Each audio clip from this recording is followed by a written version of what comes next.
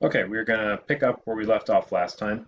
I do recognize, looking at the notes, I was getting things ready for this, that we did skip a couple little parts on a previous problem. So we'll come back to that one a little bit later. But let's pick up where we left off in the last video, where we just kind of created this relationship, or a few different relationships, and we're going to apply that right now. So the first thing we'll do is we'll write off a little bit of a problem. So example. We have a K value of 1.45 per years. And again, that's just a unit for K, though it can be kind of weird. I didn't give myself a whole lot of room here, so I'll just work around it. And an initial concentration of 5.0 times 10 to the negative 7. So that's a pretty small value, and that's molarity, moles per liter. So this is our setup. Question is, what is the new concentration after 1 year? Given this a little bit of information here, it seems kind of like I think I need a little more. This is all we have. Let's see if we can set it up using the whole y equals mx plus b format. So we want to know what the natural log of, I'll just call it x for here, at some given time. That was the question. As far as a k value goes in here, I think we do know that. Of course, we have this mx in here, so we're going to apply that. So our k for m is negative 1.45 per years. And as far as anything else in here, we have after 1 year, so we have a time. So I'll put 1.0 per years plus the natural log of the initial concentration. So I'm just plugging in what the problem gave me. And moving this forward for stuff that I have, I can say negative 1.45. The whole years thing is gone.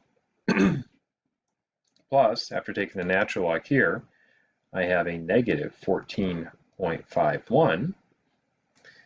And therefore the answer is negative 15.96. So that's the answer. Pretty much not too bad. Let's do another one within the same problem.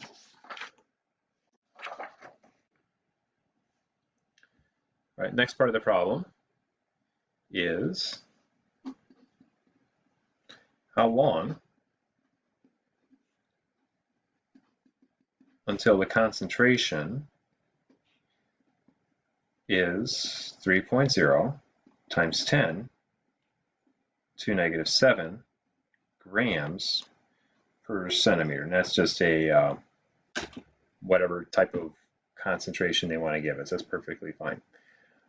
So this is kind of neat that we can actually apply this in this particular problem. It's like, we can determine what the concentration will be after a certain amount of time, or the other way around. This is the concentration, how long does it take, which is kind of neat. Just having that linear relationship, we can do that. As far as the original equation we had set up, I'm going to reorganize that ahead of time here, so we don't have to put that in the steps. And say natural log of the new concentration that we're looking for minus the natural log of the original concentration that we are given.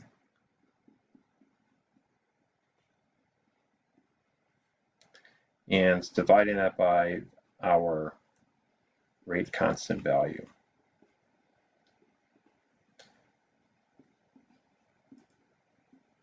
And if we just kind of go through, I'm going to skip this step. Well, I'll go ahead and write it in. Why not?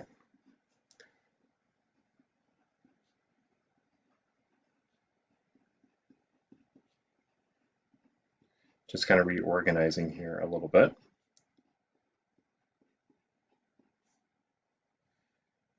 That'll give us an answer of 0.35 years. So that's how long it'll take to knock it down to this new concentration. That's it, problem done. Now let's examine, that problem we just did was based on a first order reaction. And there's two more that sometimes come up. Well, I guess they do come up. The first one we will mention, if there's a first order, that probably implies that there is a second order.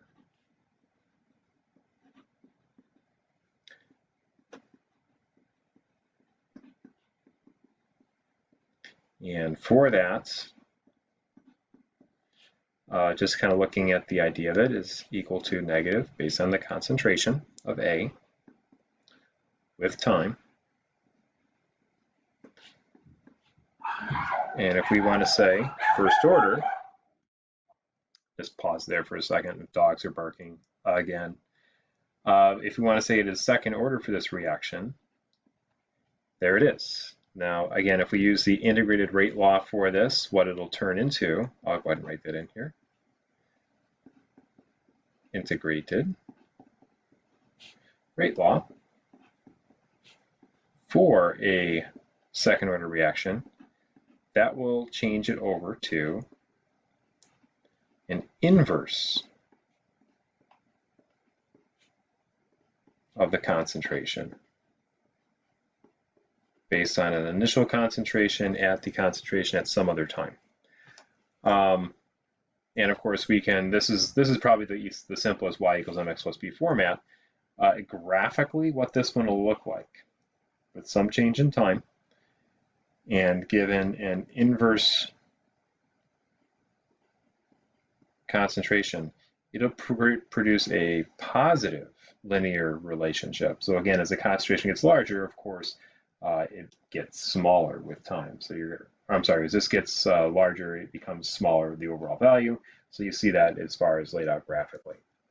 Now, the last one, just to mention, I'm not going to get into how it's put together. It's just fairly straightforward for the relationship, is for zero order.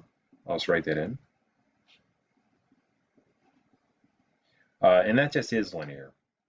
But if we take a look at what that would look like, as you would expect, as the concentration of A decreases with time, we would expect to see something along those lines. Okay, let's begin a problem here, which is going to take a little while to run through. So make sure you've got some room on your paper to write this all down. We have a bunch of data. So I'm going to go ahead and write this down and we'll move from there. And that'll probably be the end of this lecture, but we'll see. So I have some data. I have 4 columns, some time that's given to me in seconds. I have some concentrations. And I'm going to create 2 new columns expressing that concentration based on being first order, which is expressed as natural log, and second order, which will be the inverse of x. So I'm actually going to write that down here. This is going to be like a 0 order. This is first order, and this is second order. I got a whole long grouping of the data here. Some times. 0, 50, 100, 200, and 300. Corresponding concentrations, 0.01, 0.00787, 0.00649, 0.00481, and 0.00380. And we'll go ahead and write these guys out for the other 2 lists. There's a little bit of a shortcut that we can use later, but we'll come to that in the next video. So the first one was 4.605 negative. They're all going to be negative. 4.845, negative 5.8, 5.037, negative 5.337, negative 5.573. And then the last list, 100, 127, 154, 208, and 263. Done. Okay, decent spot to take a break here, and then we'll pick it up in the next lecture.